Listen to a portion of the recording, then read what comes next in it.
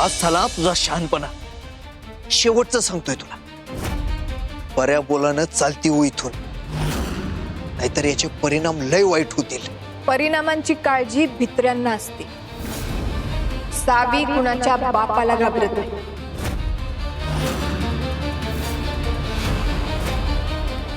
आणि तुम्ही कशाला धमक्या देण्यात वेळ वाया घालवताय?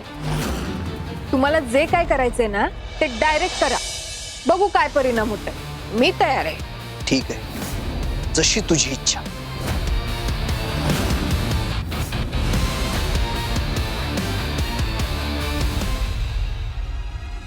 धैर्य काय करताय तुम्ही? अहो धैर्य, धैर्य सोडा.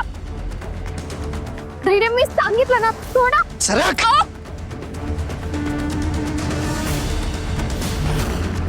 धैर्य काय करताय तुम्ही? अहो असं करू नका.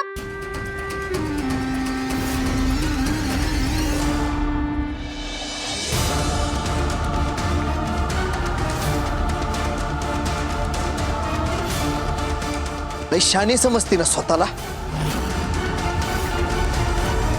काही झालं तरी ही सावी माघार घेणार नाही, हेच सिद्ध करायचंय ना तुला. क्या वेळा प्रेमानं समजून सांगितलं तरी सुद्धा. प्रेमानं?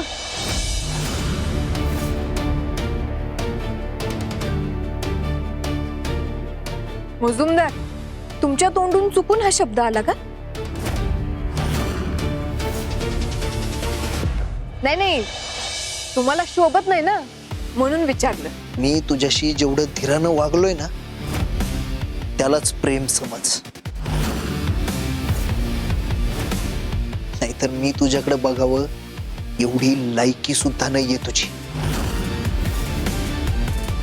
वा, म्हणजे दुसऱ्यांच्या जागा खोटं बोलून लुटणाऱ्यांनी लायकीविषयी न बोललेलंच बरं आहे. ए, डोक्यात जाऊ नको माझ्या. अहो मी कुणाच्या डोक्यात जात नाहीये ना कुठंच जात नाहीये.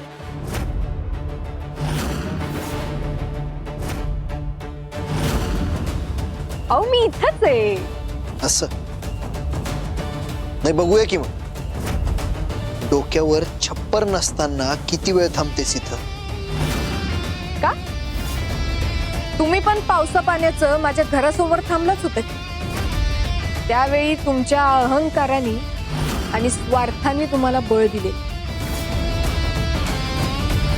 तसंच आज मला माझ्या स्वाभिमानानं बळ दे.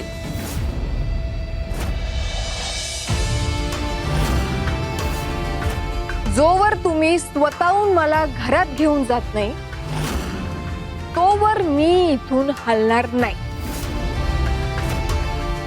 ठीक आहे, मी पण बघतो किती वेळ थांबतेस इथं.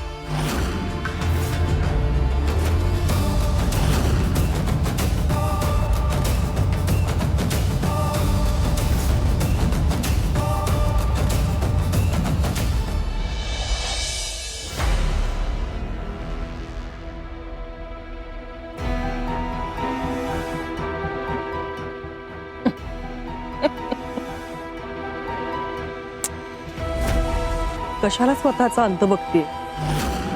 जा ना निघून. हे बघ, तू कितीही प्रयत्न केले, इथे ठाण मांडून बसलीस ना तरी तुला मुजुमदारांच्या घरात एंट्री नाही. बाऊरावांची नाते मी. इतक्या सहजासहजी हार नाही म्हणणार मी सासूबाई.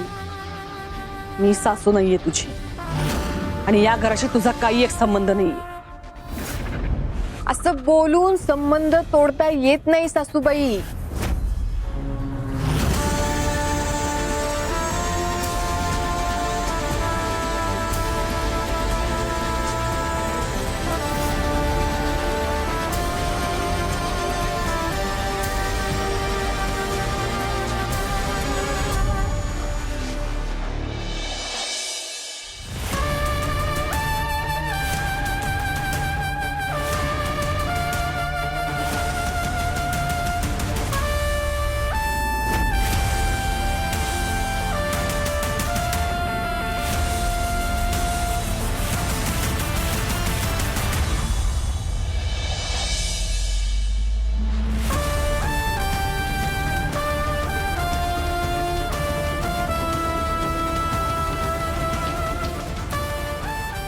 भाऊ कायम म्हणायचे, किती बी संकट आलं तरी आपल्यावरनं आभाळाचं छप्पर आणि जमिनीचं अंथरूण कुणी काढून घेऊ शकत नाही.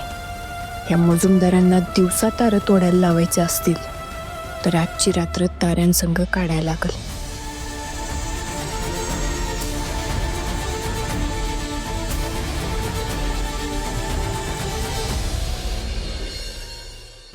ही सावी एवढ्या रातच्याला एकटी बाहेर कशी राहील? त्या धैर्यांचा पण चिडल्याचा आवाज आला मागणं. काय करू?